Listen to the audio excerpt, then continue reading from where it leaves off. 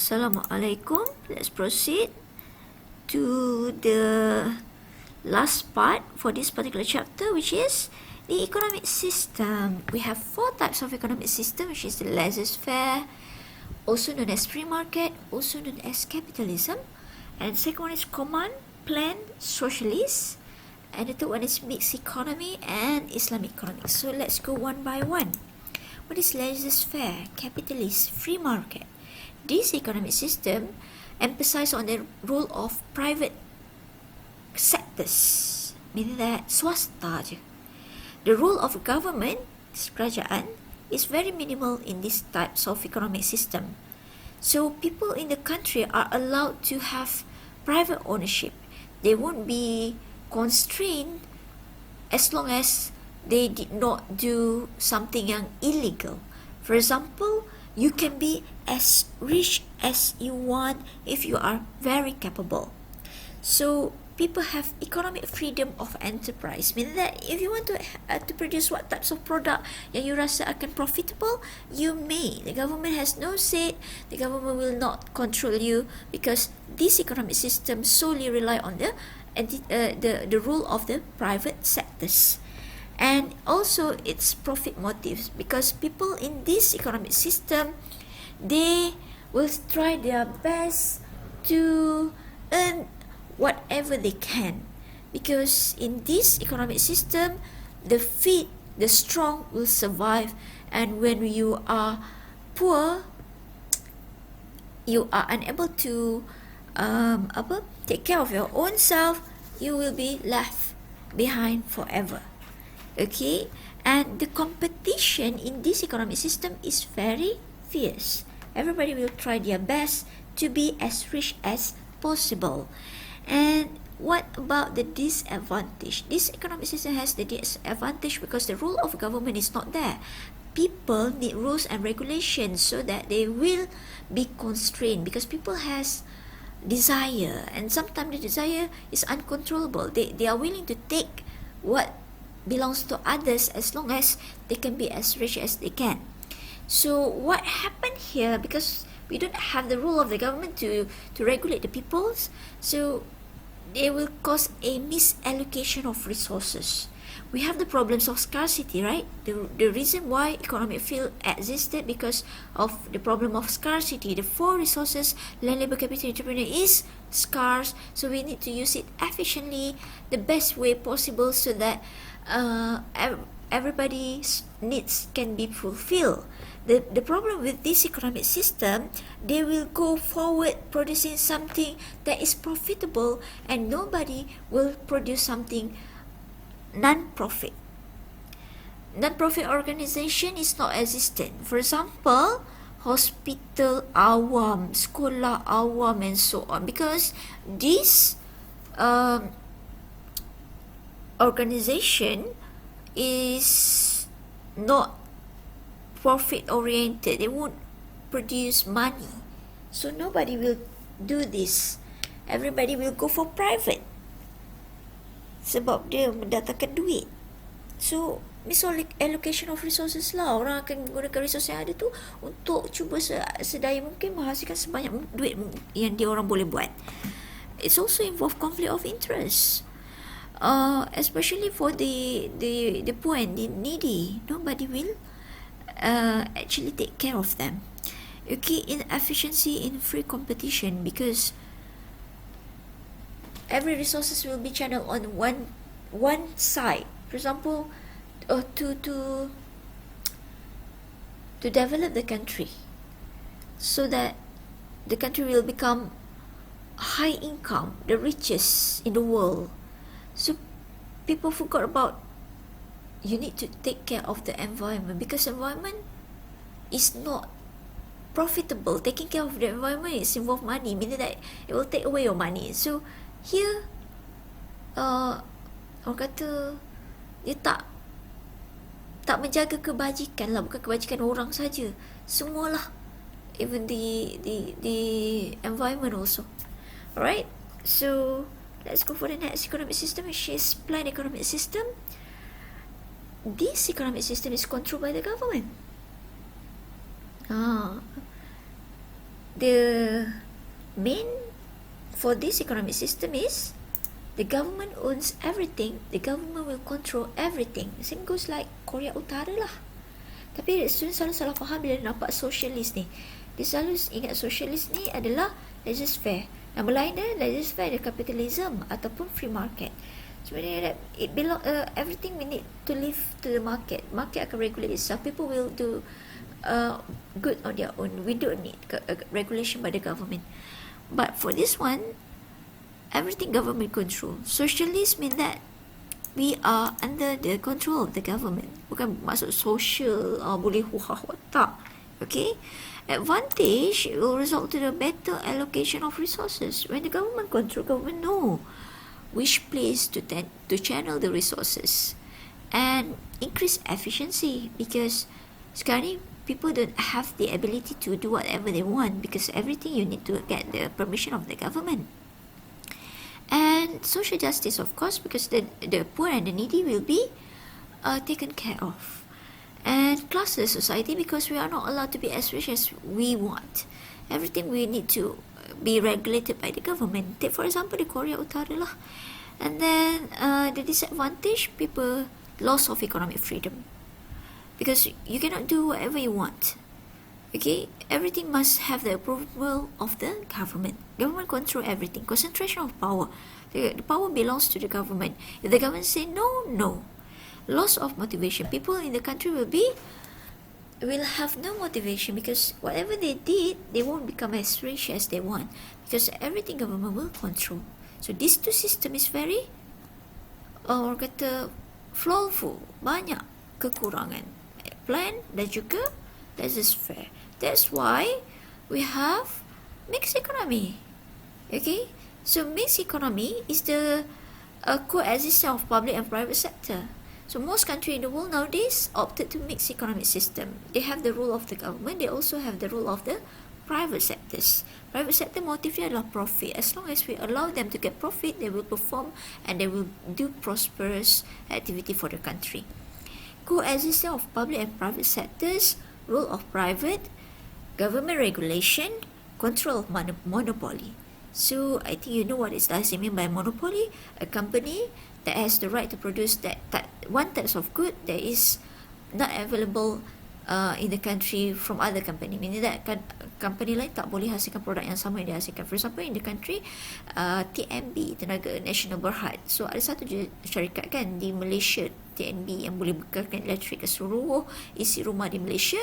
So that's mean TNB has the power of monopoly, and kita tak akan benarkan TNB menjadi 100% private sectors, because kalau TNB jadi private sector 100%, dia tahu barang tu adalah essential, semua orang memerlukan elektrik untuk hidup every days, dia akan mengenakan charge yang sangat tinggi. That's why untuk TNB, government half campur tangan dalam tu.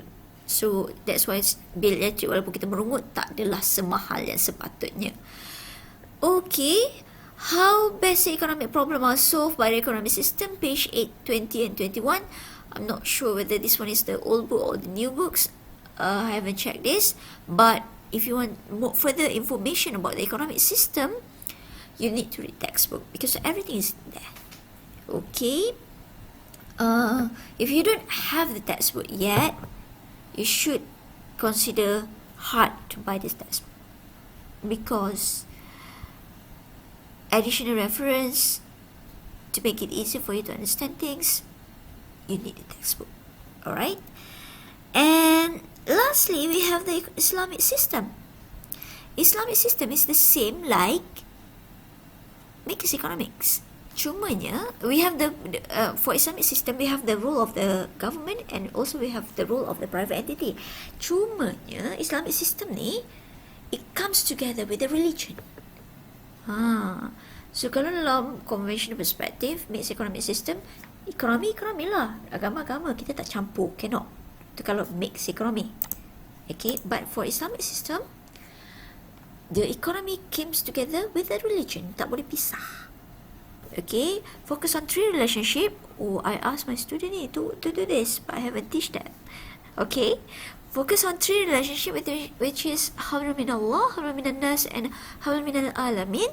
Okay, Hablu minallah ni is the relationship between human and our creator, which is Allah Subhanahu Wa Taala. Hablu minan nas ni the relationship between us and our fellow human being. Hablu minal alamin ni meaning that the relationship between us and our surrounding, the environment, plus the animals, the plant, and so on. Okay, so we need to take care of this. 3 basic principle: balance between private and public ownership. Kita tak boleh semua private. We must be balanced because we need to know that in a country there will be some portion of people yang memang less fortunate, yang memang poor and needy, yang tak mampu nak survive on their own. Yang inilah yang memerlukan public ownership, public sectors, the government to help them. Restricted and regulated economic freedom. Even though we have freedom to produce goods and gain profit from it, but it is restricted, meaning that Islamic system, you cannot go against the Quran and Sunnah. For example, in the Quran and Sunnah, it says that you cannot involve in gambling, berjudi.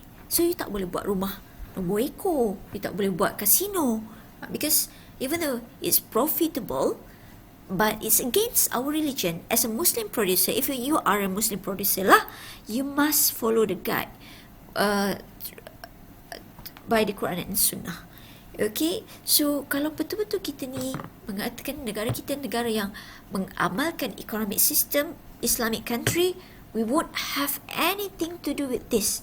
But Malaysia is not Islamic. Okay, why? Because we have up there in Genting casino, and that one is legal. It is counted in the income of the country. So Malaysia bukan negara Islam. Malaysia adalah negara yang majoriti beragama Islam. Bear in mind ya. So bukan tu saja, banyak benda yang Islam is against. For example, kalau you pinjam duit dengan bank kan, you kena interest tu kan. So itu akan menyusahkan orang. Dalam Islam itu adalah riba. Kita panggil interest tu adalah riba. So that one is also against the principle of Islamic. That's why supposedly kalau kita betul-betul practicing economic system, we don't have that types of riba in our country. So every bank in the country will provide benevolent loan. Maksudnya loan yang orang kata tidak ada interest. Okay, pinjam 10,000, bayar 10,000. Tapi these days nobody will do that because it is not profitable. Okay, based on 4 philosophic foundation, Rububiyah, we believe Allah is the true creator, only one, the Lord, the sustainer, and the giver. So everything in the world belong to Allah Subhanahu Wa Taala.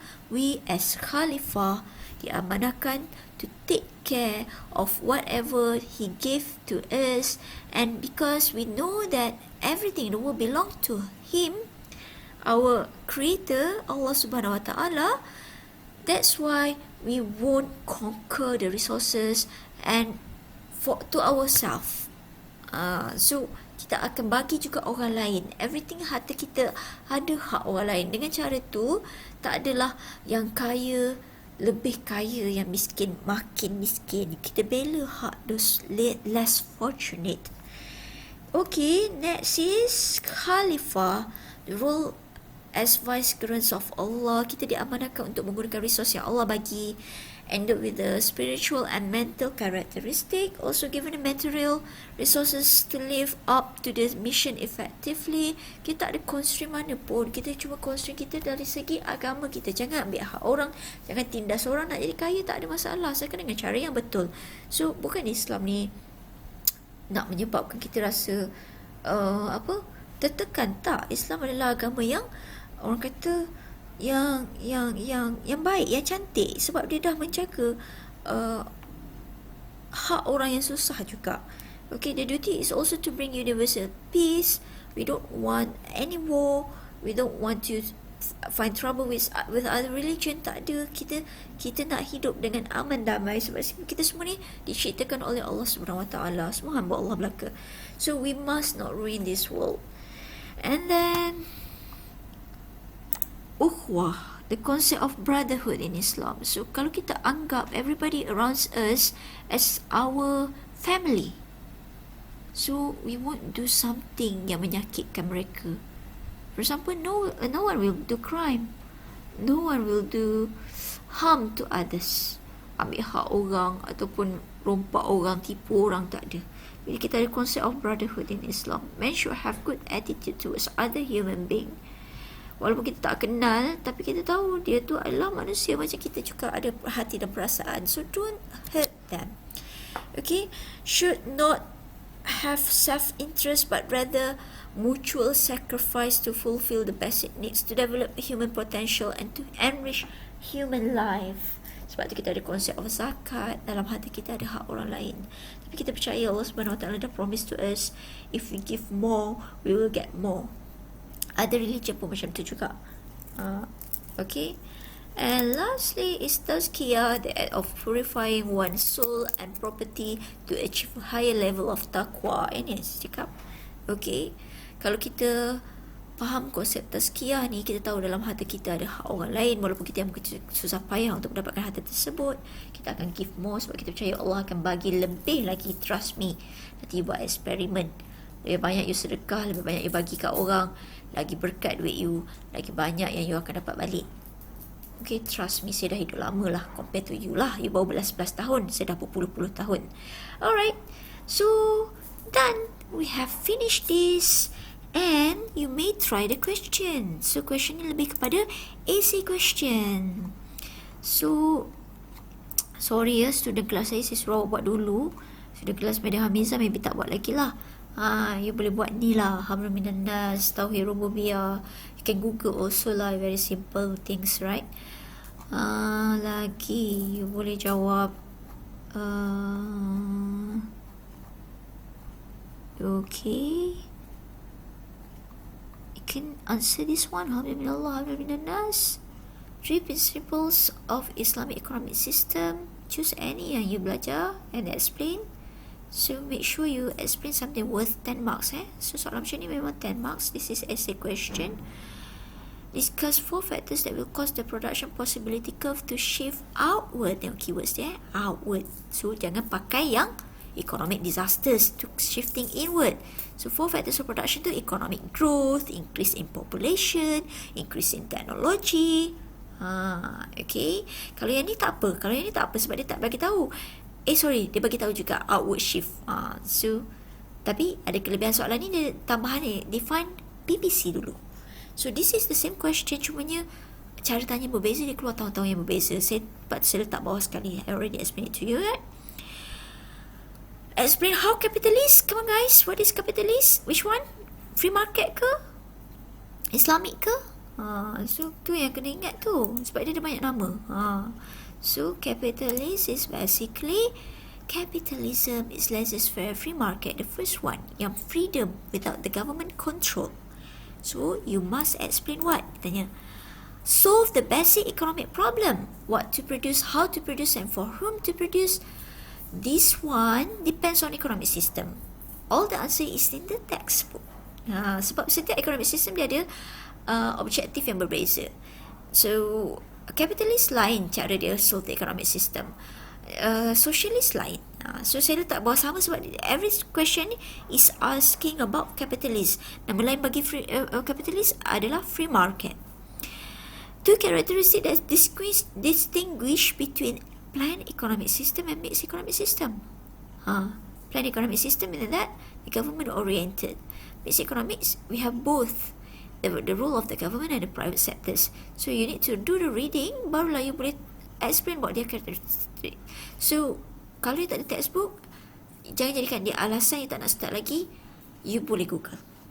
Okay, so try mengarang, because this is the hardest part for the student lah. Kadang-kadang student tu jawab multiple choice okay, soalan multiple choice okay, soalan structure okay, tapi bahagian essay KO sebab dia malas, tapi tak akan dapat A. Your aim is to get an A, right? So please try your best. Distinguish between the free market economy and mixed economy. Ni between free market pula tadi. Distinguish between planned economy dan free market and mixed economy. Okay.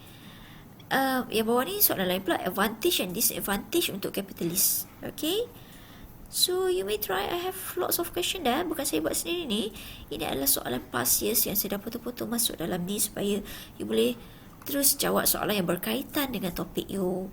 Okay, so sekejap ya. Give me 1 minute. So I need to explain about the types of question yang ada dalam kita punya ECO ni. Alright. So mana soalan Past year question. I don't have it here.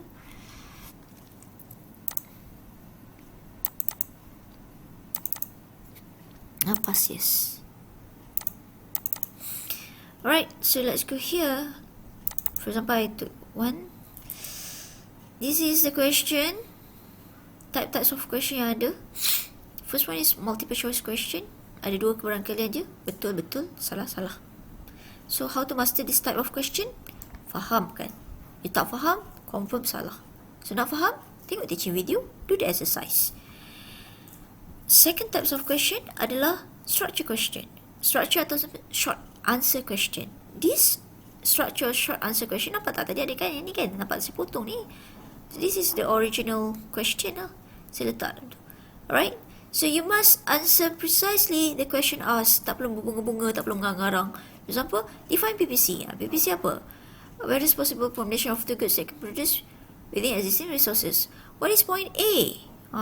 Point A is choice. Tulis choice lah. Tak perlu lah tulis. Ngarang balik. Point A is choice. No. You just label as choice. Point D equals to scarcity. So direct je. So this is question structure. Short answer. Okay, direct je. And last type of question we have is easy question. This one lah you kena jawab betul-betul because it worth 10 marks. Alright. So for example, dia kata using PPC explain the concept of scarcity, choices and opportunity cost. I already show it to you how to answer this type of question using PPC from my first teaching video. Cuba tengok balik Okay. So kalau macam ni kan, dia kata explain 4 factors that will influence the price. Sorry, this one is not learned yet. Okay, so this one discuss 2 characteristics to distinguish between planned economic system and mixed economic system. So meaning that 2 characteristics for each, 2 for planned, 2 for mixed. So you mention that 1 mention apa, dapat setengah markah. Explanation dia itulah yang akan jadi 2 markah. Sebab bila 10 markah, you boleh 2.5 untuk every item. Sebab dia nak 2 karakteristik for plan, 2 karakteristik for mixed economy. So jangan expect you mention je dapat markah. Mention je dapat markah. Jangan. For essay question, you kena mengarang. You kena explain worth 2 marks. Okay? So that's it for this chapter for this week. Please try the past year's question. I already gave it to you. Even though your lecturer did not assign any question to you, you are on your own during your ODL. If you tangguh, it will be very hard for you. You akan susah nak jawab soalan nanti. Kita masing-masing kat rumah. If you tak help yourself, nobody else will help you. Please, even though the lecturer did not ask you to do the question, tak suruh submit pun, please try and ask your lecturer if you have any problem regarding the question. Alright, so I'll see you next topic. See you.